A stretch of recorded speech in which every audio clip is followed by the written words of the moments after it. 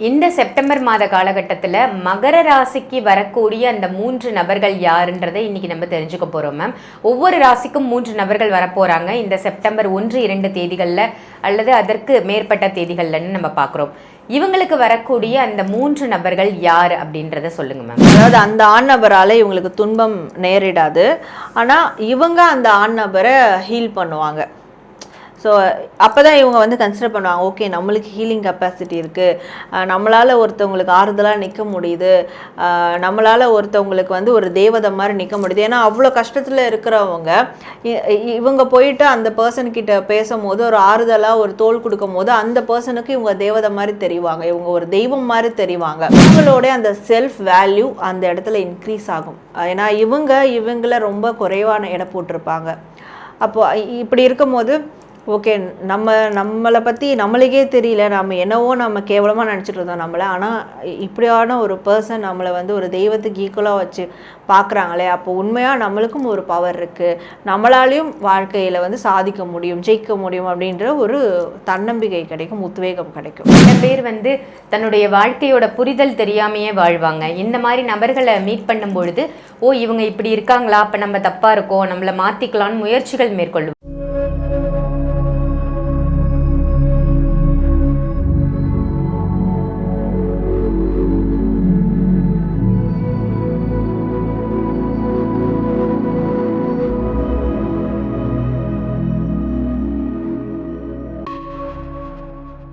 ஆன்மீக பரிகார நேயர்கள் அனைவருக்கும் அன்பான வணக்கங்கள். இன்னைக்கு நம்ம யாரை சந்திக்க வந்திருக்கோம் அப்படின்னு பாத்தீங்கன்னா, tarot card reader, spiritual healer Sara madam தான் சந்திக்க வந்திருக்கோம். வணக்கம் மேம். வணக்கம்.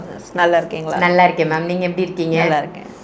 நம்ம ஆன்மீக பரிகாரம் சேனலில் உங்களுடைய பதிவுகள் எல்லாம் ரொம்ப அருமையாக இருக்குது. நீங்கள் டேரோ கார்டு ரீட் பண்ணி சொல்லும் பொழுது மக்கள் வந்து அவ்வளோ ஒரு ஆர்வமாக அதை பார்க்குறாங்க. ஸோ இன்றைக்கி நமக்கான ப்ரெடிக்ஷன் என்ன வரப்போகுது அப்படின்றத தெரிஞ்சுக்கிறதுல எல்லாருக்குமே ஒரு அந்த எந்தோ இருக்குது அப்படின்னு தான் சொல்லணும்.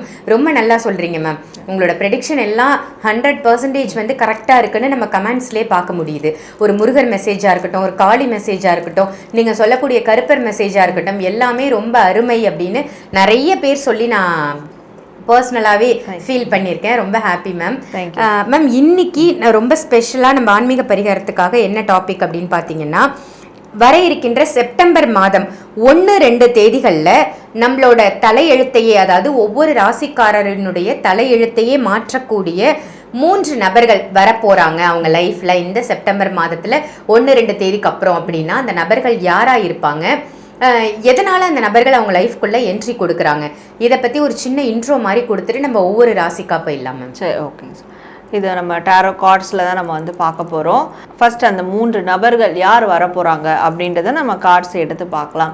தென் அவங்க ஓகே இந்த நபர் வந்துட்டாங்க, அவங்க வந்ததுக்கப்புறம் என்னென்ன விஷயங்கள் அவங்களுக்கு நடக்கும் அப்படின்றத நம்ம ஒரு கொஸ்டின் பேஸ் பண்ணி கூட நம்ம இந்த ரீடிங் வந்து பார்க்கலாம். அது இன்னும் பார்க்குறவங்களுக்கு இன்னும் அது ஈஸியாக இருக்கும் அண்டர்ஸ்டாண்ட் பண்ணிக்கிறதுக்கு, இன்னும் அவங்களுக்கான ஒரு கம்ப்ளீட் சொல்யூஷன் கிடைச்ச மாதிரியும் இருக்கும். கண்டிப்பாக மேம். டாரோ கார்டு ரீட் பண்ணி சொல்லிடலாம்.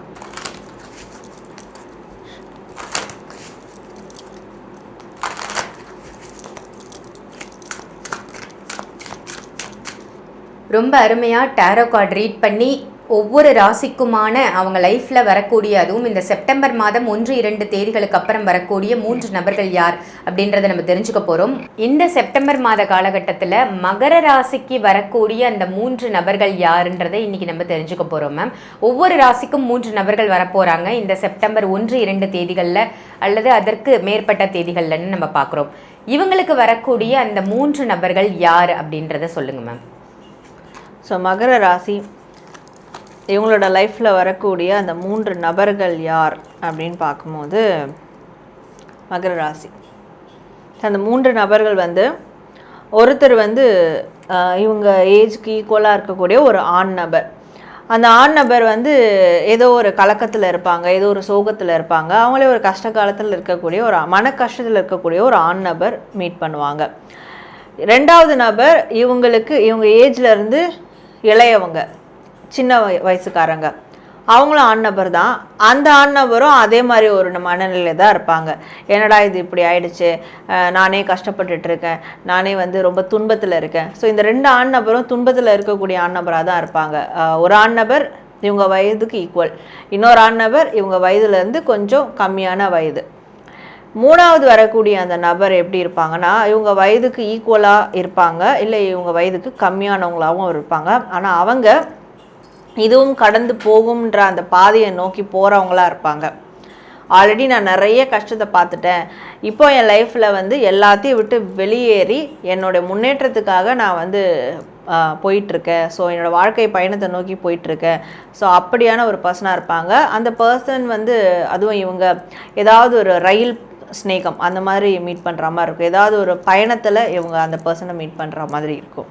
Okay ma'am. அப்போ முதல்ல வரக்கூடிய அந்த ஆண் நபர் வந்து இவங்க வயதை ஒத்தவங்களாக இருப்பாங்க, துன்பம் நிறைந்தவராக இருப்பாங்க அப்படின்னு சொன்னீங்க. ஸோ அவர்களால் இவர்களுக்கும் துன்பம் நேரிடுமா, மகர ராசிக்கும் துன்பம் வருமா, அல்லது நல்லது செய்வாங்களா?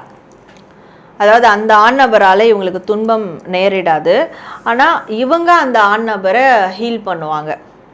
ஸோ அப்போ தான் இவங்க வந்து கன்சிடர் பண்ணுவாங்க, ஓகே நம்மளுக்கு ஹீலிங் கெப்பாசிட்டி இருக்குது, நம்மளால் ஒருத்தவங்களுக்கு ஆறுதலாக நிற்க முடியுது, நம்மளால் ஒருத்தவங்களுக்கு வந்து ஒரு தேவதை மாதிரி நிற்க முடியுது. ஏன்னா அவ்வளோ கஷ்டத்தில் இருக்கிறவங்க இவங்க போயிட்டு அந்த பர்சன்கிட்ட பேசும்போது ஒரு ஆறுதலாக ஒரு தோள் கொடுக்கும் போது அந்த பர்சனுக்கு இவங்க தேவதை மாதிரி தெரிவாங்க, இவங்க ஒரு தெய்வம் மாதிரி தெரிவாங்க. ஸோ அப்போ அதை வந்து சொல்லுவாங்க, மேபி நீங்கள் எனக்கு தெய்வம் மாதிரி இப்போ தெரியுறீங்கன்னு. அப்போது இவங்களோட அந்த செல்ஃப் வேல்யூ அந்த இடத்துல இன்க்ரீஸ் ஆகும். ஏன்னா இவங்கள ரொம்ப குறைவான எடை போட்டிருப்பாங்க. அப்போது இப்படி இருக்கும்போது ஓகே நம்மளை பற்றி நம்மளுக்கே தெரியல, நம்ம கேவலமாக நினச்சிட்டு இருந்தோம் நம்மளை, ஆனால் இப்படியான ஒரு பர்சன் நம்மளை வந்து ஒரு தெய்வத்துக்கு ஈக்குவலாக வச்சு பார்க்குறாங்களே, அப்போ உண்மையாக நம்மளுக்கும் ஒரு பவர் இருக்குது, நம்மளாலையும் வாழ்க்கையில் வந்து சாதிக்க முடியும், ஜெயிக்க முடியும் அப்படின்ற ஒரு தன்னம்பிக்கை கிடைக்கும், உத்வேகம் கிடைக்கும். Super ma'am. அப்போ இரண்டாவதாக வரக்கூடிய அந்த துன்பங்கள் நிறைந்த வயதுக்கு கீழே உள்ள அந்த ஆண் நபரால் இவங்களுக்கு என்ன விளைவு ஏற்படும்? ஸோ இரண்டாவதாக வரக்கூடிய அந்த வயதுக்கு குறைவாக இருக்க ஆண் நபரால் இவங்களுக்கு என்ன விளைவு ஏற்படும்னா, இமோஷ்னலி அவங்கக்கிட்ட வந்து கனெக்ட் ஆகிறதுக்கான ப்ராசஸ் வந்து இருக்கும். ஸோ அதனால் கொஞ்சம் கவனமாக இருக்கிறதும் நல்லது தான். ஏன்னா அவங்க ஏன்னா அந்த ஆண் நபர் கொஞ்சம் அழகாகவே இருப்பாங்கன்னு சொல்லலாம். அப்போ அவங்க கஷ்டப்படுறாங்க, அழகாகவே இருக்காங்களே, கஷ்டப்படுறாங்களே அப்படின்னு போகும்போது, அதுவும் இவங்க பெண்ணாக இருக்கிறாங்கன்னா அவங்களோட ஒரு இமோஷனல் பாண்டிங்கில் விடுறதுக்கான வாய்ப்புகள் ரொம்ப அதிகம். இதே ஒரு ஆண் நபராக இருக்காங்கன்னா தன்னுடைய பிள்ளையா தன்னுடைய சகோதரனாக எடுத்து அவங்க மேலே ரொம்ப பாசத்தை கொடுக்கக்கூடிய ஒரு விஷயம் நடக்கும். இதே பெண்ணாக இருக்காங்கன்னா லவ்ல விழக்கூடிய விஷயமும் நடக்கும். ஓகே. அந்த மூன்றாவதாக வரக்கூடிய அந்த நபரால் மகர ராசிக்கு என்ன மாதிரி விளைவுகள் ஏற்பட போகுது? ஸோ மூன்றாவதாக வரக்கூடிய அந்த ஒரு நபரால் மகர ராசிக்கு என்ன விளைவு ஏற்படும்னா, ஒரு மிகப்பெரிய சந்தோஷம், அந்த ஒரு கம்ப்ளீஷன் வந்து கிடைக்கும். அவங்கள ஒரு ரோல் மாடலாக எடுத்துகிட்டோ இல்லை அவங்கள பார்த்தோ இவங்களையும் சரி இவங்க சார்ந்தவங்களையும் சரி சந்தோஷமாக வச்சுக்க ட்ரை பண்ணுவாங்க. உண்மையாக சந்தோஷமாக வச்சுப்பாங்க. எஸ்பெஷலி ஃபேமிலியோடு நம்ம ஒத்து போய் இருக்கணும், ஃபேமிலிக்கு நிறைய நல்லது செய்யணும், ஃபேமிலியை சந்தோஷப்படுத்தி பார்க்கணும். ஸோ ஃபேமிலி சைட்லேருந்து இவங்களுக்கு நிறைய சப்போர்ட் கிடைக்கும். அப்போ அந்த நபர் சந்தித்த பிறகு இப்படியான ஒரு நல்ல விஷயங்கள்லாம் வந்து அவங்க வாழ்க்கையில் நடக்கும். கண்டிப்பாக மேம். சில பேர் வந்து தன்னுடைய வாழ்க்கையோட புரிதல் தெரியாமையே வாழ்வாங்க. இந்த மாதிரி நபர்களை மீட் பண்ணும் பொழுது, ஓ இவங்க இப்படி இருக்காங்களா, அப்போ நம்ம தப்பாக இருக்கோம், நம்மளை மாற்றிக்கலான்னு முயற்சிகள் மேற்கொள்ளுவாங்க. அந்த மாதிரி மகர ராசிக்கு ஒரு அற்புத மீட் வந்து கிடைக்க போகுது அப்படின்னு சொல்லியிருக்கீங்க. ஸோ இந்த 3 நபர்களுமே ஒவ்வொரு விளைவுகளை கொடுக்க போகிறாங்க. மகர ராசி எதிர்கொள்ள காத்திருக்கணும் அப்படின்னு தான் சொல்லணும். நல்ல ஒரு தகவல் மேம். நன்றி. ஒவ்வொரு ராசிக்கும் ரொம்ப ஒரு அற்புதமான தகவலாக இன்னைக்கு கொடுத்துருக்கீங்க மேம். எல்லா ராசி நேயர்களுமே ரொம்ப ஒரு ஹாப்பியாக இருக்கணும், சந்தோஷமாக இருக்கணுங்கிறதுக்காக கார்டை ரீட் பண்ணி ஒவ்வொரு ராசிக்கும் வரக்கூடிய அந்த நபர்களை பற்றி இன்னைக்கு நம்ம தெரிஞ்சுக்கிட்டோம். ஜென்ரலாக மேம் டேரோ கார்டு ரீட் மூலமாக வேற என்னென்ன விஷயங்களை தெரிஞ்சுக்கலாம்? ஜென்ரலாக என்னென்ன தெரிஞ்சுக்கலாம்னா, குலதெய்வத்தை பற்றி தெரிஞ்சுக்கலாம். எனக்கு குலதெய்வம் வந்து எந்த குலதெய்வமாக இருக்கும், ஆணா பெண்ணா, அது தெரிஞ்சுக்கலாம். நான் எந்த தெய்வத்தை வணங்கலாம்ன்றது தெரிஞ்சுக்கலாம். நாங்கள் குடும்பத்தோடு சேர்ந்து எந்த தெய்வ வழிபாடு, எந்த பரிகார முறையை மேற்கொள்ளலாம் அப்படின்றது தெரிஞ்சுக்கலாம். சில பேர் வந்து வருவாங்க, எனக்கு என் பேர் மட்டும் தான் இருக்குது, எனக்கு டேட் ஆஃப் பர்த்தில் ராசிலாம் என்னன்னு தெரியாதுன்னு இருப்பாங்க. அப்போ நேமை வச்சு கூட அவங்களுடைய ப்ரெடிக்ஷன்ஸை வந்து பார்க்கலாம். இதில் ப்ரெடிக்ஷன்றது வந்து அவங்க மனசில் ஒரு கேள்விகள், அந்த எனர்ஜியில் அவங்க மனசில் கேள்விகள் இருக்கும். அந்த கேள்விகளுக்கான பதில்கள் இங்கே கிடைக்கும். அந்த பதில்களில் வந்து நல்லதும் இருக்கும் கெட்டதும் இருக்கும். அப்படி நல்லதாக இருக்கணும், நல்ல பதில் வரணும், நல்ல விஷயங்கள் நடக்கணும்னா அதுக்கான சிறப்பான சொல்யூஷன் என்ன, அதாவது ரெமெடி மாதிரியான சொல்யூஷன் என்னன்றதும் இந்த டாரோ கார்டு மூலமா நம்ம எப்பவுமே வந்து தெரிஞ்சுக்கலாம். Super ma'am. அப்போ ஒவ்வொரு ராசியினரும் அவங்களுக்கான விஷயங்களும் தெரிஞ்சுக்கலாம்.